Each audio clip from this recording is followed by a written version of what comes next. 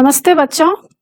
आज मैं आप लोगों को क्लास 9 संचयन का पाठ स्मृति, इसका मैं फुल एक्सप्लेनेशन करने जा रही हूँ।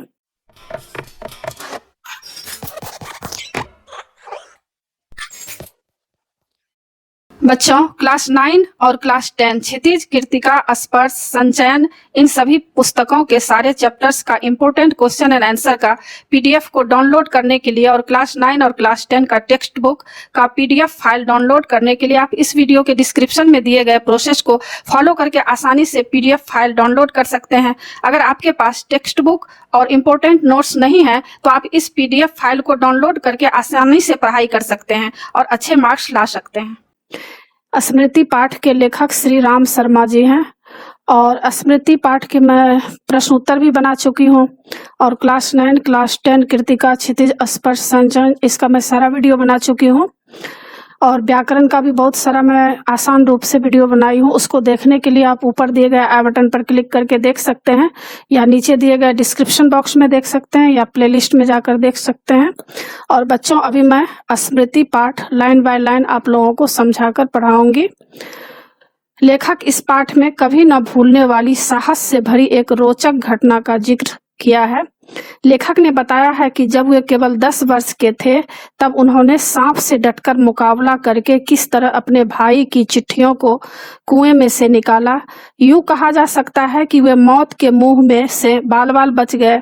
इस पाठ को पढ़कर पता चलता है कि लेखक बचपन से ही बहादुर, साहसी, सत्यवादी और कर्तव्यनिष्ठ थे।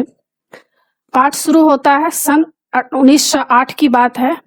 दिसंबर या आखिरी या जनवरी का प्रारंभ होगा। लेखक यहाँ कह रहे हैं कि 1908 ईस्वी की यह घटना है।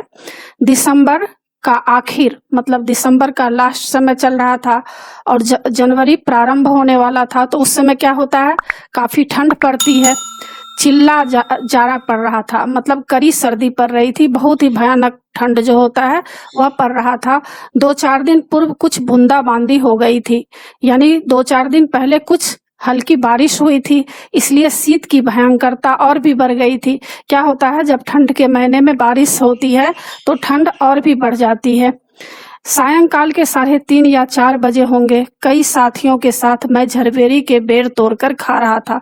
लेखक बता रहे हैं कि लेखक अपने साथियों के साथ झरबेरी के बेर मतलब बेर होते हैं, एक फ्रूट होता है जो खट्टा मीठा लगता है, तो वह तोड़कर वे खा रहे थे कि गांव के पास से एक आदमी ने जोर से पुकारा कि तुम्हारे भाई बुला रहे हैं, शीघ्र ही घर लौट जाओ। और लेखक अपने साथियों के साथ आराम से झरबेरी के बेर तोड़कर खा रहे थे। तभी किसी ने वहां पर बुलाकर कहा, आवाज देकर, कि तुम्हारे भाई बुला रहे हैं, तुम शीघ्र मतलब जल्द ही लौट जाओ, मतलब अपने भाई के पास जाओ। मैं घर को चलने लगा। साथ में छोटा भाई भी था। लेखक के साथ में एक छोटा भाई भी था। भाई साहब की मार का डर था, इसलिए सहमा हुआ चला जाता था। लेखक को डर था कि भाई साहब उन्हें मारेंगे, तो सहम कर मतलब धीरे धीरे चिंता में चले जा रहे थे। समझ में नहीं आता था कि कौन सा कसूर बन पड़ा है और उनको लगता था कि हो सकता है मैं जो झरबेरी का बेर तोड़ रहा था तो इस गलती के कारण भाई मुझे पिटाई करेंगे। डरते डरते घर में घुसा। आशंका थी कि बेर खाने के अपराध में ही तो पेशी ना हो। अब उनको डर था कि बेर जो मैं तोड़ रहा था चुपके से, तो हो सकता है कि भाई मुझे इसीलिए डांटेंगे या मारेंगे। पर आंगन में भाई साहब को पत्र लिखते पाया और लेखक जब वहां पहुंचते हैं तो देखते हैं कि उनके बड़े भाई साहब लेटर लिख रहे थे। अब पीटने का भय दूर हुआ। अब उन्हें जो चिंता थी मारने की कि उन्हें पिटाई लगेगी, तो मतलब उनका भय दूर हो गया। हमें देखकर भाई साहब ने कहा, इन पत्रों को ले जाकर मक्खनपुर डाकखाने में डाल आओ। अब उनके भाई क्या कहते हैं, बड़े भाई साहब, कि ये जो मैं पत्र लिखा हूँ उसको तुम मक्खनपुर डाकखाने में डाल आओ। तेजी से जाना, जिससे शाम की डाक में चिट्ठियां निकल जाएं। ये बड़े जरूरी की चिट्ठी है। मतलब उनके भाई साहब कह रहे हैं कि शाम की जो डाक जाती है, डाक क्या होता है, डाकिया जो चिट्ठी लेकर जाता है, तो दिन में 2 बार वे लोग चिट्ठी लेकर जाते हैं, सुबह 10 बजे या 11 बजे या शाम को। तो उनके भाई साहब बोले कि जल्दी से चिट्ठी डाल आओ ताकि शाम के जो डाक वाले हैं वो चिट्ठी लेकर चले जाएंगे और यह बहुत ही जरूरी है। जाड़े के दिन थे ही, इस पर हवा के प्रकोप से कपकपी लग रही थी और लेखक बता रहे हैं कि जाड़े के दिन थे, उस पर हवा भी चल रही थी, इसलिए और भी ठंड लग रही थी।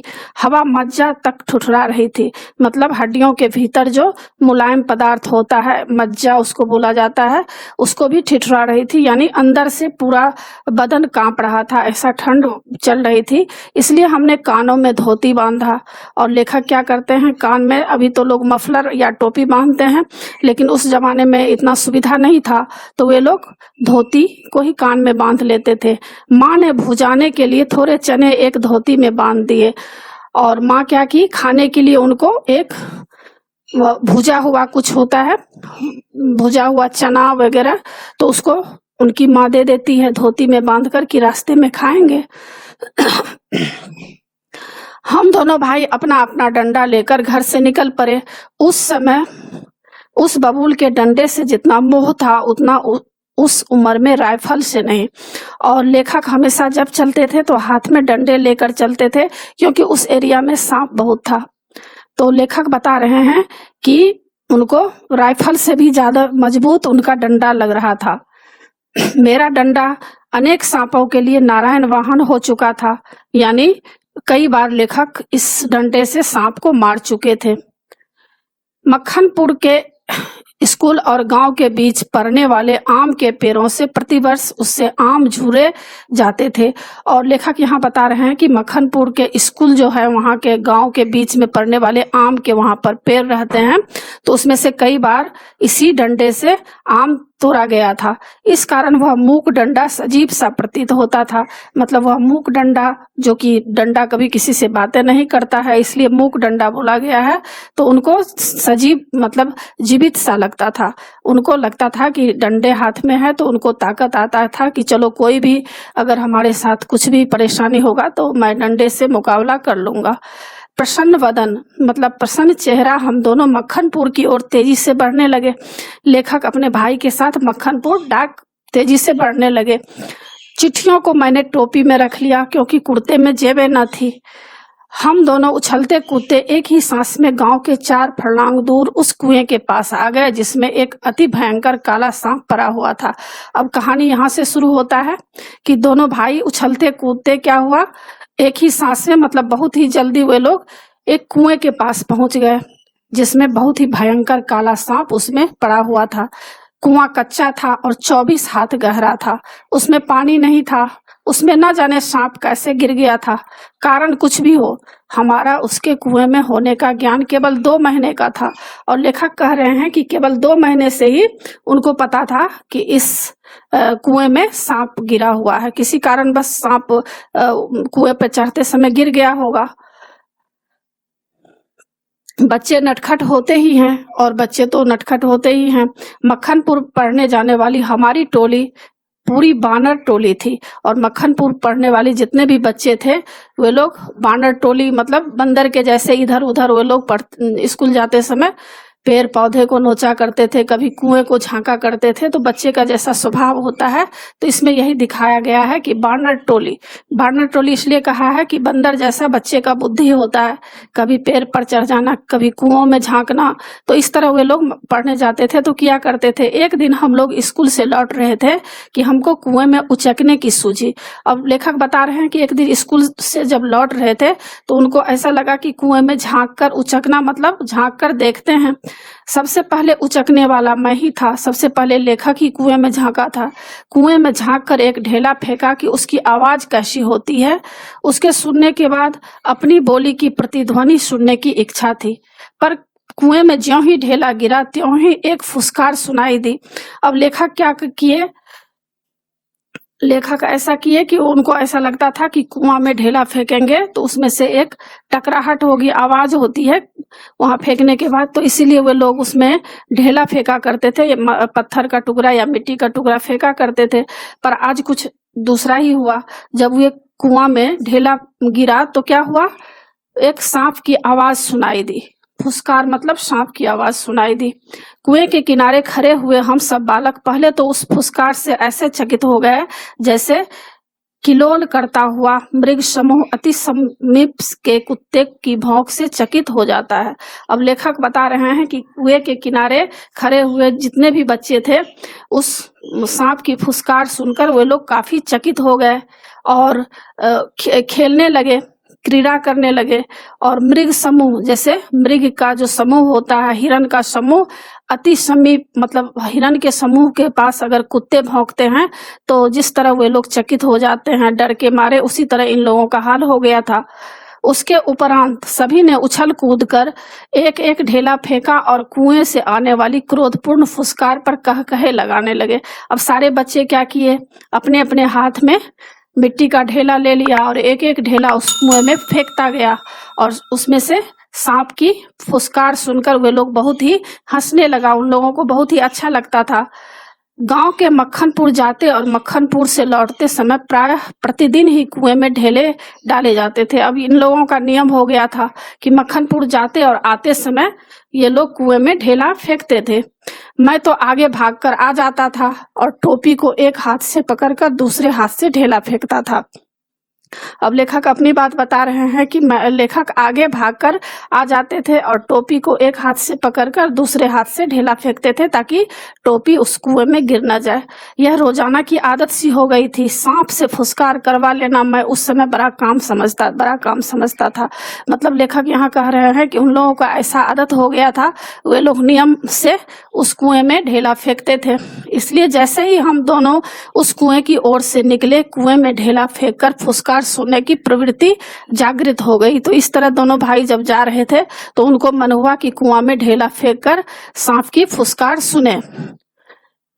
मैं कुएं की ओर बढ़ा। छोटा भाई मेरे पीछे ऐसे हो लिया जैसे बड़े मृग शावक के पीछे छोटा मृग शावक होता है।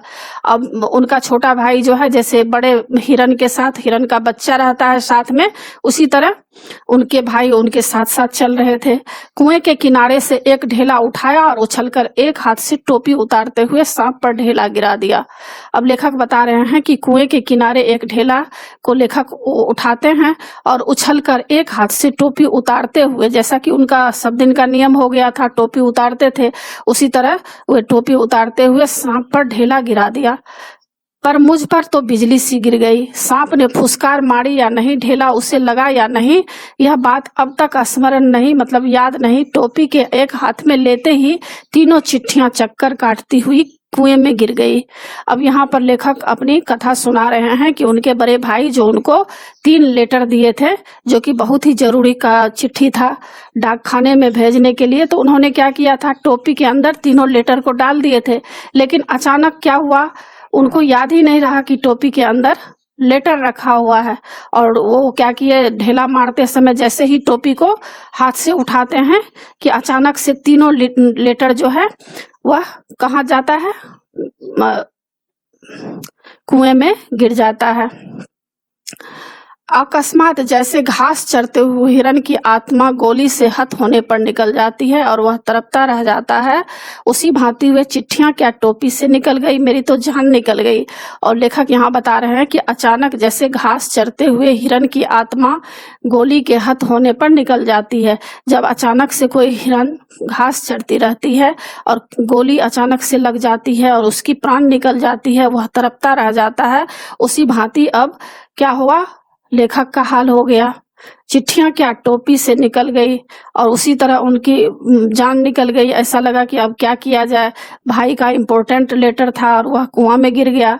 उनके गिरते ही मैंने उनको पकड़ने के लिए एक झपट्टा भी मारा। लेखक झपट्टा मारकर कोशिश करते हैं कि लेटर को किसी तरह पकड़ ले, ठीक जैसे घायल शेर शिकारी को पैर पर चढ़ते देख उस पर हमला करता है। और लेखक यहाँ बता रहे हैं कि जब कोई घायल शेर शिकारी अगर उसको मार देता है और शिकारी अगर पैर पेड़ पर चढ़ता है तो वह पेड़ पर हमला करना चाहता है, उसी तरह लेखक भी करना चाह रहे थे कि किसी तरह लेटर मिल जाए उनको, पर वे तो पहुंच से बाहर हो चुकी थी। अब तो वह लेटर जो है कुआं में गिर चुकी थी। उनको पकड़ने की घबराहट से मैं स्वयं झटके के कारण कुएं में गिर गया होता, और लेखक अगर और कोशिश करते लेटर को पकड़ने के लिए तो हो सकता था नीचे में लेखक गिर गए होते।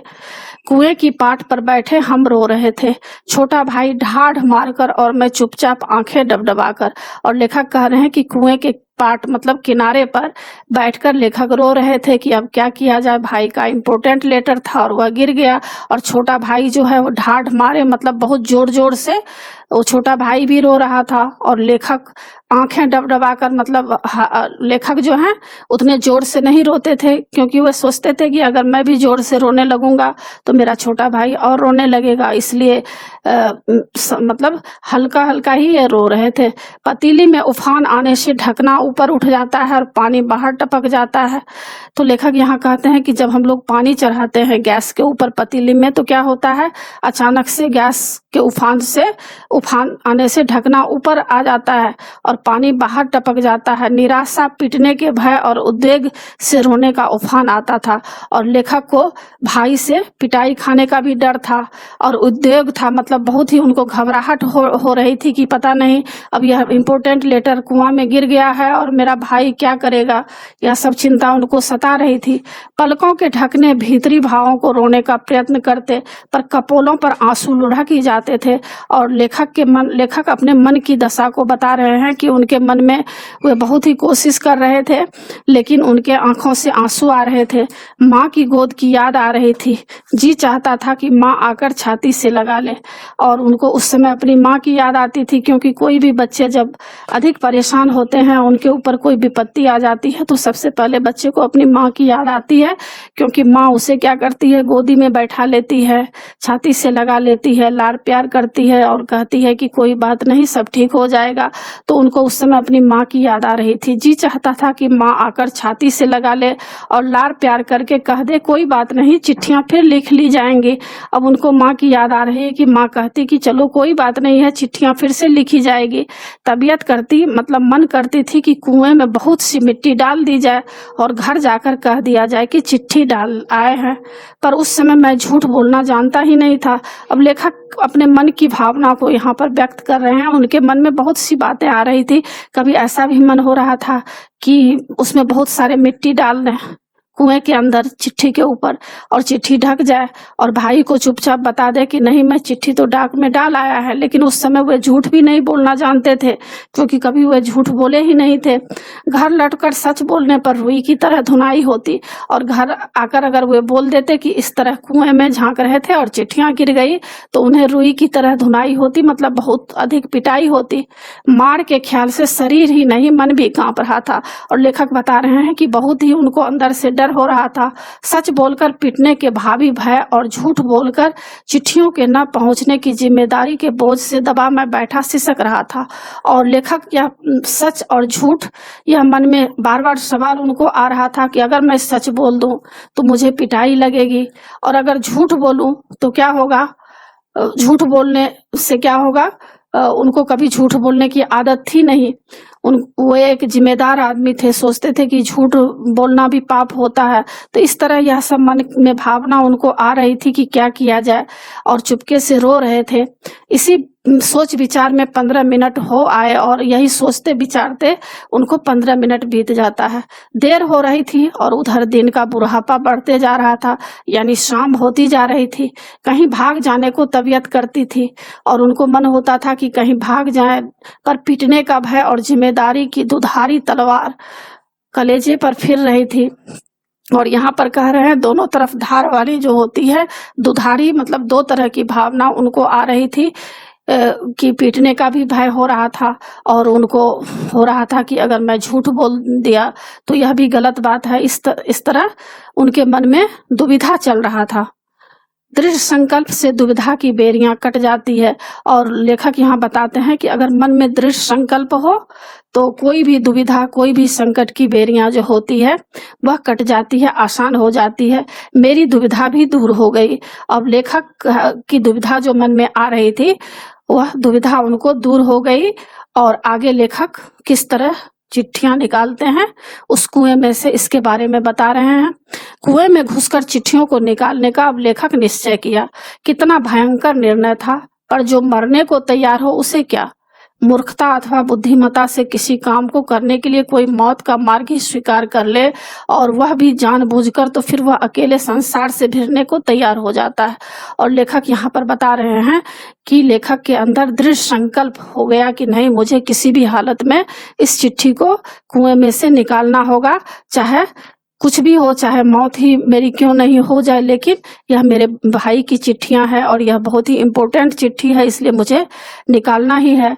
और मूर्खता तथा बुद्धिमत्ता से किसी काम को करने के लिए कोई मौत का मार्ग ही स्वीकार कर ले, तो लेखक बोल रहे हैं कि अगर मूर्खता और बुद्धिमत्ता से किसी काम को करने के लिए अगर मौत ही सामने आ जाए और वह भी जानबूझकर, तो फिर वह अकेला संसार से भिड़ने को तैयार हो जाता है।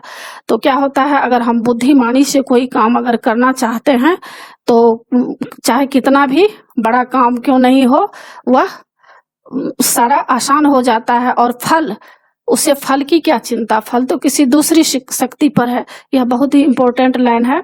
यहाँ पर लेखक कह रहे हैं कि फल जो, अगर हम सच्चा काम करेंगे तो क्या होगा, ईश्वर हमें अच्छा ही फल देंगे। अगर हम गलत काम करेंगे तो उसका गलत ही फल होगा, हमें बुरी सजा मिलेगी, ईश्वर का दंड मिलेगा। तो इसीलिए लेखक कहते हैं कि अगर हम बुद्धिमानी से कोई काम करते हैं तो क्या होता है, उसका फल अच्छा ही होता है। और ईश्वर जो है फल तो किसी दूसरी शक्ति पर निर्भर करता है, यानी ईश्वर सबका फल देते हैं, अच्छा काम का अच्छा फल मिलता है। उस समय चिट्ठियां निकालने के लिए मैं विषधर से भिड़ने को तैयार हो गया। अब लेखक बता रहे हैं कि चिट्ठियां निकालने के लिए लेखक सांप से भिड़ने के लिए तैयार हो गया, यानी मौत को भी वह गला लगाने को तैयार हो गया। पासा फेंक दिया था, मौत का आलिंगन हो, मतलब मौत को अब गले भी लगाना पड़े अथवा सांप से बचकर दूसरा जन्म, इसकी कोई चिंता नहीं थी।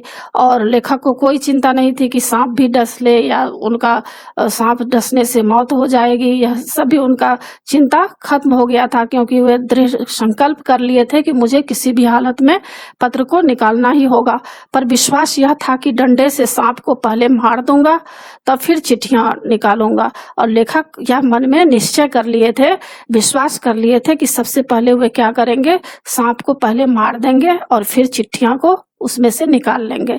बस इसी दृढ़ विश्वास के बूते पर मैंने कुएं में घुसने की ठानी। और लेखक के अंदर जो दृढ़ विश्वास था, इसके बारे में इस स्टेंजा में बताया गया है कि उनके अंदर कितना दृढ़ विश्वास था, और वे क्या किए, कुएं में घुसने के लिए मन में ठान लिए। छोटा भाई रोता था और उसके रोने का तात्पर्य था कि मेरी मौत मुझे नीचे बुला रही है। और छोटा भाई जानता था कि नीचे सांप है और सांप के डसने से भाई की मौत भी हो सकती है, इसलिए वह रो रहा था। यद्यपि वह शब्दों से ना कहता था और वह शब्दों से नहीं कहता था, लेकिन रोने से ऐसा मतलब निकल रहा था कि उनके भाई अगर कुआं में प्रवेश करेंगे तो हो सकता है कि उनकी मौत भी हो जाए, इसलिए उनके भाई रो रहे थे। वास्तव में मौत सजीव और नग्न रूप में कुएं में बैठी थी। और लेखक बता रहे हैं कि वास्तव में, मतलब सचमुच में मौत जो है सजीव और नग्न रूप में, ऐसा लग रहा था लेखक को कि कुएं के अंदर जाने के बाद मौत भी हो सकती थी। पर उस नग्न मौत से मुठभेड़ के लिए मुझे भी नग्न होना पड़ा।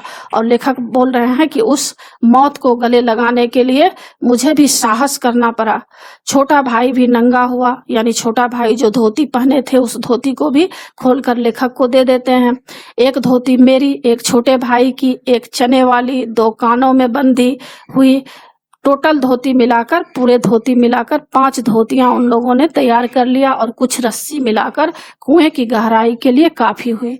और इतने छोटे बच्चे थे, और लेकिन इन लोगों का दिमाग इतना मतलब तेज था कि इन लोगों ने क्या किया, सारे धोतियों को 5 धोतियों में गांठ बनाते हैं। अब हम लोगों ने धोतियां एक दूसरे से बांधी, और लेखक और उनके भाई क्या करते हैं, एक एक धोती दूसरे धोती से बांधकर रस्सी जैसा तैयार करते हैं और खूब खींच कर आजमा लिया कि गांठें करी है या नहीं। अब दोनों भाई उस गांठे को देख रहे थे कि कहीं अगर ढीली गांठें होगी तो खुल जाएगी और लेखक कुएं में गिर जाएंगे, इसलिए उन लोगों ने आजमाकर खींच कर उसको बहुत ही अच्छा से गांठ को मजबूती से बांध लिया। अपनी ओर से कोई धोखे का काम ना रखा, यानी कोई भी परेशानी नहीं हो, यह सब पहले से ही वे लोग कर लिए। धोती के एक सिरे पर डंडा बांधा और धोती के एक सिरे जो थे उस पर डंडा बांध लेते हैं और उसे कुएं में डाल दिया। दूसरे सिरे को डेंग, वह लकड़ी जिस पर चरसपुट टिकता है, मतलब एक डंडा जो था जिस पर चरसपुट जो होता है कुएं में डाला जाता है, जिस पर एक मजबूत रस्सी से पानी निकाला जाता है, तो दूसरे सिरे को उन लोगों ने क्या किया, उस लकड़ी से बांध दिया।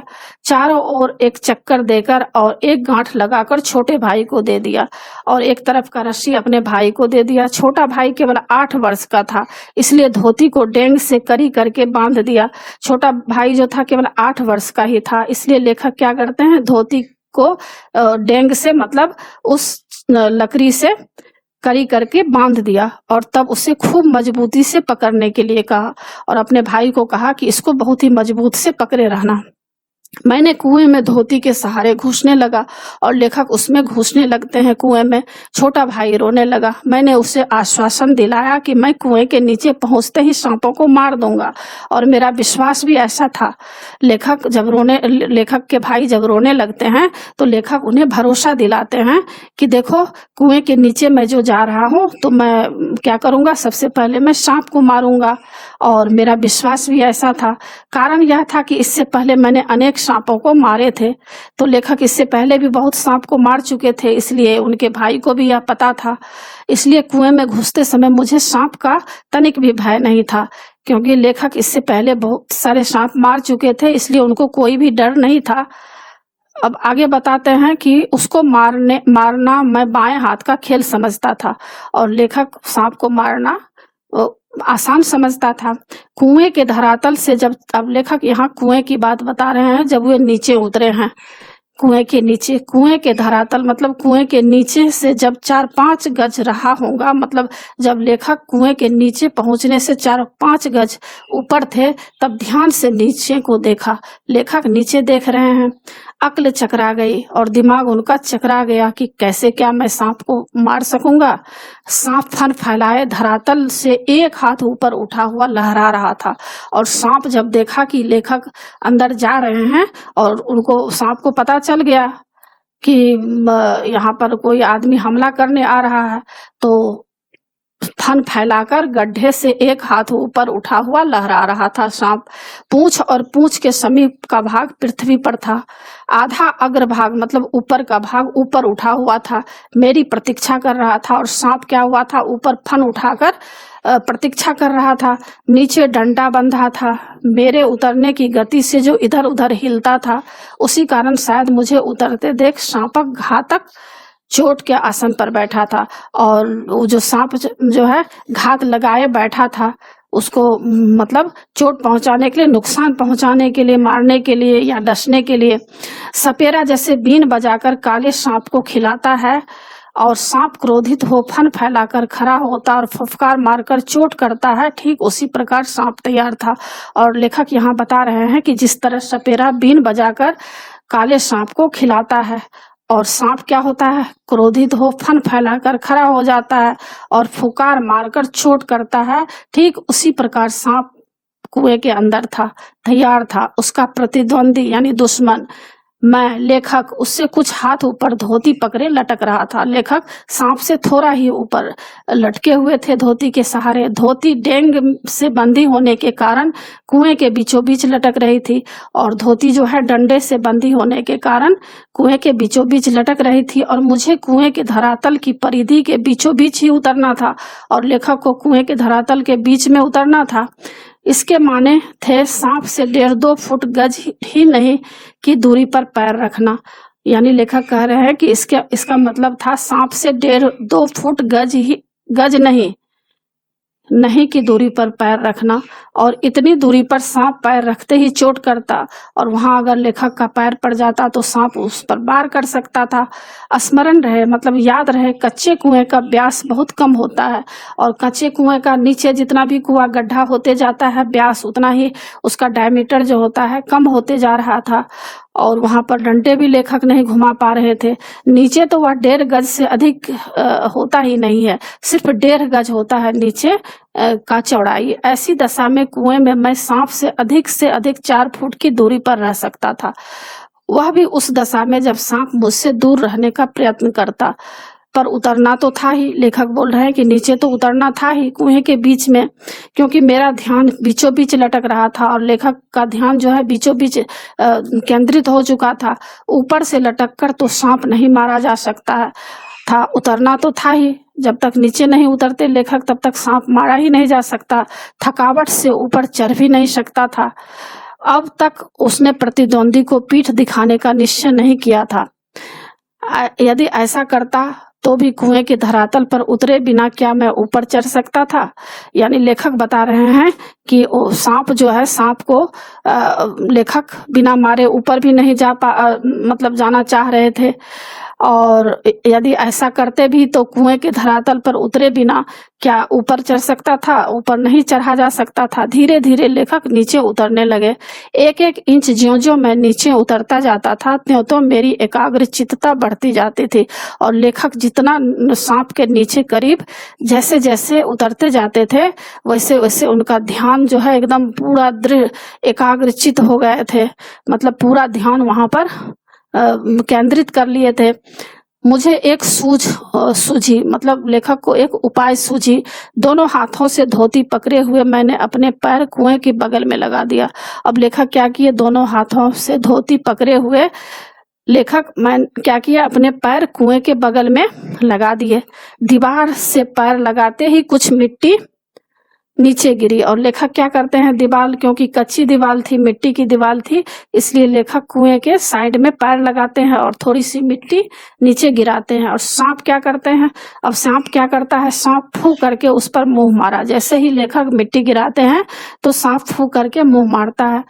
मेरे पैर भी दीवार से हट गए और लेखक के पैर जो है दीवार से हट जाता है और मेरी टांगें कमर से समकोण बनाती हुई लटकती रही। पर इससे सांप की दूरी और कुएं की परिधि पर उतरने का ढंग मालूम हो गया।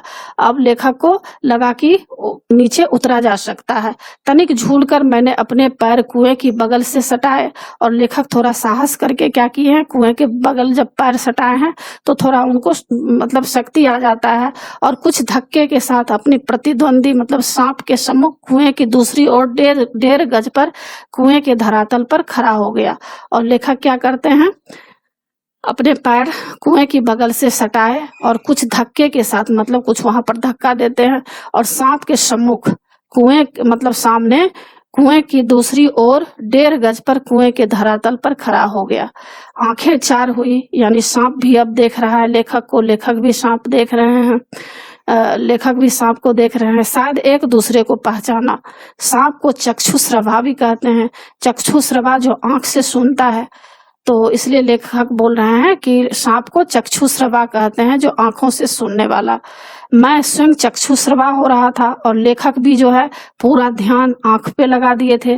तो मतलब इसलिए कह रहे हैं कि लेखक का जो आंख है वह भी सांप के आंखों के जैसे पूरा ध्यान आंख पर केंद्रित था। पूरा शक्ति शरीर का सिमट कर आंख में ही था कि सांप किधर जाएगा, किधर से लेखक चिट्ठियां उतारेंगे। तो इस तरह बता रहे हैं कि लेखक भी चक्षुश्रवा जैसे हो गए थे। अन्य इंद्रियों ने मानो सहानुभूति से अपनी शक्ति आंखों को दे दी हो और पूरे शरीर का जो शक्ति होता है वह आंखों में जाकर सिमट गया था। सांप के फन की ओर मेरी आंखें लगी हुई थी। वह कब किस ओर आक्रमण करता है। सांप ने मोहिनी सी डाल दी और शायद वह मेरे आक्रमण की प्रतीक्षा में था। पर जिस विचार और आशा को लेकर मैंने कुएं में घुसने की ठानी थी वह तो आकाश कुसुम था। मनुष्य का अनुमान और भावी योजनाएं कभी कभी कितना मिथ्या और उल्टी निकलती है। लेखक कह रहे हैं कि सांप भी प्रतीक्षा में था और लेखक जो आशा लेकर चले थे कि मैं कुएं में आसानी से घुस जाऊंगा और सांप को मार दूंगा, इस समय बहुत ही कठिन लग रहा था। तो इसीलिए लेखक कह रहे हैं कि मनुष्य का कभी कभी जो मनुष्य अनुमान कर लेते हैं और कभी कभी जो लोग भावी योजनाएं बना लेते हैं कि हम ये करेंगे, हम ऐसे कर देंगे, किसी सांप को मार देंगे, तो यह सब जो मन में एक भावी योजनाएं बनाते हैं तो कभी कभी क्या होता है, गलत हो जाता है, मिथ्या मतलब गलत हो जाता है और उल्टी निकलती है। जो बात हम सोचते हैं कि जो काम आसानी से हो जाएगा तो कभी कभी वह आसान नहीं लगने लगता है और बहुत ही कठिन हो जाता है। तो यहाँ पर यही बात लेखक के सामने भी हो गया है। मुझे सांप का साक्षात होते ही अपनी योजना और आशा की असंभवता प्रतीत हो गई। और लेखक कहते हैं कि साक्षात मतलब देखते ही दर्शन होते ही अपनी योजना और आशा की असमता। और अब जब लेखक साक्षात में यह सब दृश्य अपने सामने देखते हैं तो उनको काफी कठिनाइयां प्रतीत हो रही है। डंडा चलाने के लिए स्थान ही नहीं था, क्योंकि नीचे जितना जितना कुआं नीचे जाता है उसका डायमीटर काफी चौड़ाई कम होते जा रहा था, इसलिए लेखक वहां डंडा भी घुमाकर लाठी से डंडे से सांप को नहीं मार सकते थे। लाठी या डंडा चलाने के लिए काफी स्थान चाहिए जिसमें वे घुमाया जा सके।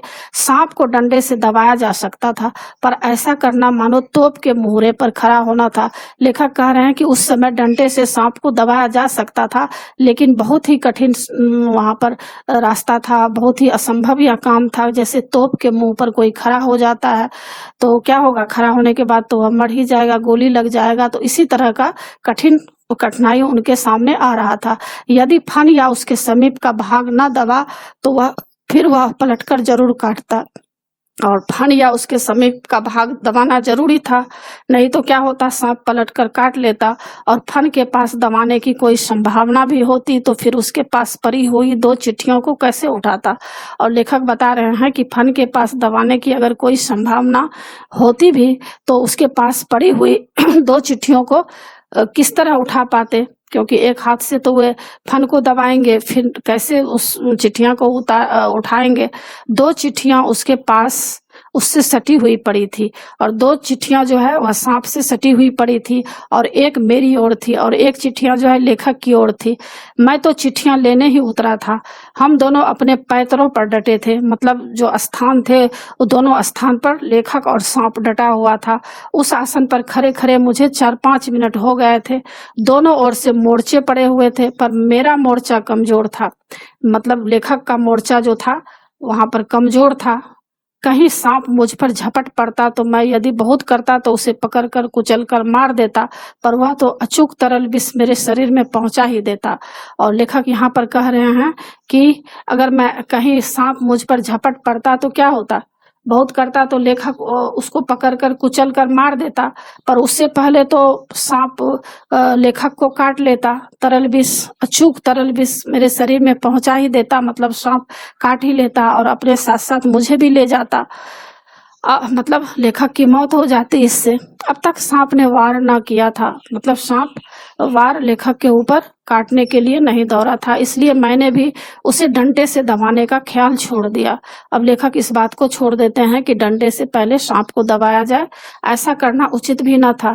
अब प्रश्न था कि चिट्ठियां कैसे उठाई जाए। बस एक सूरत थी, अब एक ही बात मन में थी कि डंडे से सांप की ओर से चिट्ठियां को सरकाया जाए। अब लेखक सोच रहे हैं कि सबसे पहले क्या करेंगे, डंडे से सांप के पास जो चिट्ठियां हैं उसको हटाया जाएगा। यदि सांप टूट पड़ा तो कोई चारा ना था, कुड़ता था और कोई कपड़ा ना था जिससे सांप के मुंह की ओर करके उसे फन को पकड़ लो। अब लेखक कह रहे हैं कि सांप के मुंह कर कैसे, मतलब सांप टूट पड़ा तो कोई चारा नहीं था, कुड़ता था और कोई कपड़ा लेखक के पास था नहीं जिससे सांप की मुंह की ओर करके उसके फन को पकड़ ले। मारना या बिल्कुल छेड़खानी न करना, ये 2 मार्ग थे। अब लेखक यहाँ पर बता रहे हैं या तो मारना या सांप से बिल्कुल छेड़खानी न करना, ये 2 ही मार्ग लेखक के सामने थे। सो पहला मेरी शक्ति के बाहर था, मतलब मारना जो है यह शक्ति के बाहर था। बाध्य होकर दूसरे मार्ग का अवलंबन करना पड़ा। अब लेखक कह रहे हैं कि लेखक बाध्य होकर दूसरा मार्ग अपनाते हैं। डंडे को लेकर ज्यों ही मैंने सांप की दाई ओर पड़ी चिट्ठी की ओर उसे बढ़ाया कि सांप का फन पीछे की ओर मोड़ा। अब लेखक जैसे ही डंडे को सांप की दाई ओर पड़ी चिट्ठी की ओर बढ़ाते हैं कि सांप का फन देखे कि पीछे की ओर मुड़ा था। धीरे धीरे डंडा चिट्ठी की ओर बढ़ा और ज्यों ही चिट्ठी के पास पहुंचा कि फुंकार के साथ काली बिजली तड़पी और डंडे पर गिरी। और जैसे ही लेखक के डंडा वहां लेटर के पास पहुंचता है कि देखा कि वहां लेखक देखते हैं कि सांप फुफकार मार रहा है और जैसे काली बिजली गिरती है उसी तरह डंडे पर जो है सांप वार किया। हृदय में कंप हुआ, मतलब हृदय की गति बढ़ गई और हाथों ने आज्ञा न माने और डंडा छूट गया। और क्या हुआ, डर के मारे लेखक का डंडा वहां पर छूट जाता है। मैं तो ना मालूम कितना ऊपर उछल गया, जानबूझकर नहीं, यूं ही बिदक कर। लेखक कह रहे हैं कि जब सांप इस तरह से फौकार मारता है तो लेखक को बहुत ही डर हो गया। उछलकर जो खड़ा हुआ तो देखा डंडे के सिर पर 3-4 स्थानों पर पीव सा कुछ लगा था। और लेखक जब उछलकर खड़ा होते हैं तो देखते हैं कि डंडे के सिर मतलब आगे भाग पर 3-4 स्थानों पर पीव मतलब पस जैसा कुछ लगा हुआ था। वह विष था, वह सांप का विष था। सांप ने मानो अपनी शक्ति का सर्टिफिकेट सामने रख दिया, यानी वह अपना सबूत दे दिया कि मैं इस तरह से मार सकता हूँ। पर मैं तो उसकी योग्यता का पहले से ही कायल था, मतलब लेखक पहले से ही जानते थे कि इस तरह से हो सकता है। उस सर्टिफिकेट की कोई जरूरत ना थी। सांप ने लगातार फू फू करके डंडे पर 3-4 चोटें की। वह डंडा पहली बार इस भांति अपमानित हुआ था, या शायद वह सांप का उपहास कर रहा था। यानी लेखक का कहना यह है कि कई बार वे सांप से डंडे से सांप को मार चुके थे, लेकिन इस बार ऐसा नहीं हो सका। उधर ऊपर फू फू और मेरे उछलने और फिर वही धमाके से खड़े होने से मेरे भाई भी ने समझा कि मेरा कार्य समाप्त हो गया है और बंधुत्व का नाता फू फू और धमाके में टूट गया। और लेखक उधर ऊपर फू फू, ऊपर जो फू फू सांप कर रहे थे, तो उछलने से और धमाके से खड़े होने से छोटे भाई को ऐसा लगा कि उनकी भाई की मृत्यु होने वाली है, सांप काट लेगा, मतलब बंधुत्व का नाता फू फू और धमाके से टूट जाएगा और भाई भाई का जो रिश्ता है यह सब अब खत्म होने वाला है, यानी भाई की मौत हो जाएगी। उसने ख्याल किया कि सांप के काटने से मैं भी गिर गया। मेरे कष्ट और विरह के ख्याल से उसके कोमल हृदय को धक्का लगा। भातृ स्नेह के ताने बाने को चोट लगी, उसकी चीख निकल पड़ी और लेखक को के भाई को ऐसा लगा कि सांप लेखक को काट लिया है। और वह इस कष्ट और विरह से मतलब उनके भाई को बहुत ही इस बात से दुख हो रहा था और मतलब उनको ऐसा लग रहा था कि मेरा भाई जो है अब खत्म हो जाएगा, और जोर जोर से रोने लगता है उनका भाई। छोटे भाई की आशंका बेजा न थी, मतलब छोटे भाई की आशंका करना जो है कोई गलत नहीं था, पर उस फू और धमाके से मेरा साहस कुछ बढ़ गया। और क्या हुआ, लेखक के अंदर फिर से साहस जग जाता है। दोबारा फिर उसी प्रकार लिफाफे को उठाने की चेष्टा की। अब की बार सांप ने वार भी किया और डंडे से चिपट गया। डंडा हाथ से छूटा तो नहीं, पर झिझक, सहम अथवा आतंक से अपनी ओर खिंच गया और गुंजल मतलब गांठ मारता हुआ सांप का पिछला भाग मेरे हाथों से छू गया। अब क्या बताते हैं ये लेखक यहाँ पर कि इस बार क्या हुआ, सांप ने वार भी किया और डंडे से चिपट गया। डंडा हाथ से छूटा तो नहीं, इस बार लेखक के हाथ से डंडे नहीं छूटते हैं, पर क्या हुआ, झिझक, सहम मतलब लेखक के अंदर थोड़ी सी झिझक आ गई, डर था और आतंक से अपनी ओर खिंच गया और लेखक के हाथ मतलब डंडे जो है लेखक अपने तरफ खींच लेते हैं और गुत्थी गांठ मारता हुआ सांप का पिछला भाग मेरे हाथों से छू गया। और उसी क्रम में क्या होता है, लेखक का हाथ सांप को लेखक छू देते हैं। अचानक से सांप से टच हो गया उनका हाथ। उफ, कितना ठंडा था। डंडे को मैंने एक ओर पटक दिया और जैसे ही सांप का शरीर लेखक के हाथों से टकराया, लेखक ने क्या किए, डंडे को एक ओर पटक दिए। यदि कहीं उसका दूसरा वार पहले होता तो उछलकर मैं सांप पर गिरता और न बचता। और लेखक बता रहे हैं कि अगर कहीं उसका दूसरा वार पहले इस तरह से हुआ होता तो उछलकर लेखक सांप पर गिरता और बचता भी नहीं। लेकिन जब जीवन होता है तब हजारों ढंग बचने के निकल आते हैं। लेखक यहाँ बता रहे हैं कि जब आदमी का जिंदगी बचने का होता है तो किसी भी तरीके से लोग बच जाते हैं। वह दैवी कृपा थी, यानी उनके ऊपर ईश्वर की कृपा थी। डंडे के मेरी ओर खिंच आने से मेरे और सांप के आसन बदल गए। और क्या हुआ, जैसे ही डंडे लेखक की ओर खिंच गया तो सांप जहाँ था वहाँ लेखक पहुंच जाते हैं, और लेखक जहाँ थे वहाँ सांप पहुंच गया। मतलब दोनों का आसन बदल गया। मैंने तुरंत ही लिफाफे और पोस्ट कार्ड चुन लिए। लेखक झट से क्या करते हैं, तुरंत ही चिट्ठी को उठा लेते हैं। चिट्ठियों को धोती के छोर में बांध दिया और छोटे भाई ने उन्हें ऊपर खींच लिया।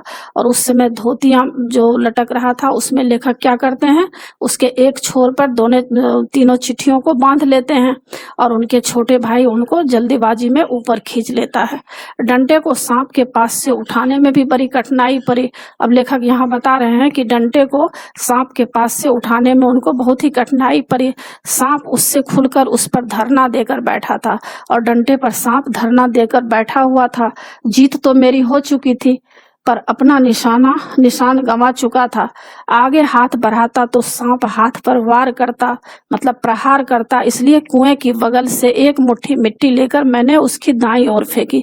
और लेखक क्या करते हैं, फिर से मिट्टी वहाँ जो कुआं था, कुएं में से मिट्टी कुछ उठाते हैं और दाईं ओर फेंकते हैं। वह उस पर झपटा और सांप उस तरफ झपट पड़ता है और मैंने दूसरे हाथ से उसकी बाईं ओर से डंडा खींच लिया। और लेखक क्या करते हैं, दूसरे हाथ से उसकी बाईं ओर से डंडे को खींच लेते हैं। पर बात की बात में उसने दूसरी ओर भी वार किया, लेकिन सांप रुकने वाला नहीं था। वह दूसरी तरफ भी वह वार किया। यदि बीच में डंडा ना होता तो पैर में उसके दांत गड़ गए होते। और लेखक बता रहे हैं कि अगर बीच में डंडा उस समय नहीं होता तो क्या होता, उनके पैर में जो है सांप काट लिए होते। अब ऊपर बता रहे हैं लेखक किस तरह से ऊपर चढ़ना चाहते हैं। कुएं से ऊपर अब उनको जाना है तो किस तरह ऊपर आए हैं, इसके बारे में लेखक बताए हैं। अब ऊपर चढ़ना कोई कठिन काम नहीं था, मतलब जितना नीचे जाना मुश्किल था क्योंकि सांप नीचे था तो बहुत कठिनाइयों का सामना करना पड़ा, लेकिन ऊपर जाना उतना कठिन नहीं था। केवल हाथों के सहारे पैरों को बिना नहीं कहीं लगाए हुए 36 फुट ऊपर चढ़ना मुझसे अब नहीं हो सकता। अब लेखक को 36 फुट ऊपर चढ़ना था। अब उन्हें बहुत ही मुश्किल हो रहा था। 15-20 फुट बिना पैरों के सहारे केवल हाथों के बल चढ़ने की हिम्मत रखता हूँ। और लेखक यहाँ बता रहे हैं कि 15-20 फुट तक तो लेखक बिना पैर के सहारे केवल हाथ के बल पर ऊपर चढ़ सकते थे। पर उस 11 वर्ष की अवस्था में मैं 36 फुट चढ़ा। और लेखक बता रहे हैं कि लेखक केवल 11 वर्ष के उम्र के थे और किस तरह से साहस से 36 फुट ऊपर कुआं के ऊपर चढ़ाई किए हैं। बाहें भर गई थी, छाती फूल गई थी, धौंकनी चल रही थी। और लेखक बता रहे हैं कि जब ऊपर लेखक चढ़ रहे थे, कुआं से बाहर जाने का प्रयास कर रहे थे, तो काफी उन्हें कठिनाइयों का सामना करना पड़ा। उनकी बाहें भर गई थी, यानी काफी उनको कष्ट हो रहा था, बहुत ही ताकत लगाना पड़ रहा था। छाती फूल गई थी, मतलब छाती पूरा ऐसा लगता था सांस उनकी फूल रही है। धौंकनी चल रही थी, मतलब हार्ट की गति जो है तेजी से चल रही थी। पर एक एक इंच सरक कर अपनी भुजाओं के बल में ऊपर चढ़ गया। और लेखक क्या किए हैं, बड़े ही साहस के साथ एक एक इंच सरक कर किसी भी तरह अपने भुजाओं से अपने हाथ के बल से ऊपर लेखक चढ़ जाते हैं। यदि हाथ छूट जाते तो क्या होता, इसका अनुमान करना कठिन है। और लेखक कह रहे हैं कि यदि लेखक का हाथ उस समय छूट जाता तो बहुत ही मुश्किल का सामना करना पड़ता, क्योंकि वहां पर सांप उनको डस ही लेता। ऊपर आकर बेहाल होकर थोड़ी देर पड़ा रहा, देह को झाड़ झूर कर धोती कुर्ता पहना। और लेखक जब ऊपर आते हैं तो बहुत ही बेहाल हो जाते हैं, उनका बुरा हाल हो जाता है और थोड़ी देर लेखक बेहोश जैसा होकर बाहर में पड़े रहते हैं, क्योंकि काफी उनको मेहनत से नीचे सांप के पास से चिट्ठियां उठाना पड़ा और फिर मुश्किल से उनको ऊपर आना पड़ा। तो इस तरह लेखक क्या करते हैं, अपना जो कुर्ता धोती झाड़कर जो नीचे पड़ा हुआ था उसको पहनते हैं। फिर किशनपुर के लड़के को, जिसने ऊपर चढ़ने की चेष्टा को देखा था, और वहां एक किशनपुर का लड़का था जो लेखक को कुएं के नीचे उतरते हुए देखा था, ताकीद करके वह कुएं वाली घटना किसी से ना कहे, हम लोग आगे बढ़े। और उस लड़के को लेखक चेतावनी देते हैं कि कुएं पर जो भी घटना हुई है वह सारी घटना किसी को भी नहीं बताने, और इस तरह लेखक आगे बढ़ जाते हैं। तो इस पाठ में देखे होंगे बच्चों कि किस तरह लेखक साहस भरे काम किए हैं। केवल 10 वर्ष की उम्र में उन्होंने इतना बड़ा काम किया है। आजकल हम लोग 10 वर्ष के बच्चे, एक छोटे से जीव जंतु कीड़े मकोड़े से डर जाते हैं बच्चे, लेकिन लेखक के अंदर कितना साहस था, कितना दृढ़ संकल्प था उनके अंदर, जो किस तरह से वे कुएं के नीचे उतरकर तीनों चिट्ठियों को सांपों के मुंह के सामने से उठाते हैं। और इसमें उनके कर्तव्य भावना को भी देखा जा सकता है कि वे झूठ नहीं बोलते हैं, किस तरह से सच्चाई से, ईमानदारी से वे काम करते हैं। तो बच्चों, आशा है आप लोगों को समझ में आ गया होगा। और बच्चों, आप मेरे चैनल देवज नागरी को जरूर सब्सक्राइब कीजिएगा, और सब्सक्राइब के बगल में जो बेल आइकन बटन है उसे जरूर क्लिक कीजिएगा, लाइक कीजिएगा और शेयर कीजिएगा। कमेंट्स जरूर कीजिएगा कि आपको यह पाठ कैसा लगा। नए पाठ के साथ फिर मैं मिलूंगी बच्चों। धन्यवाद।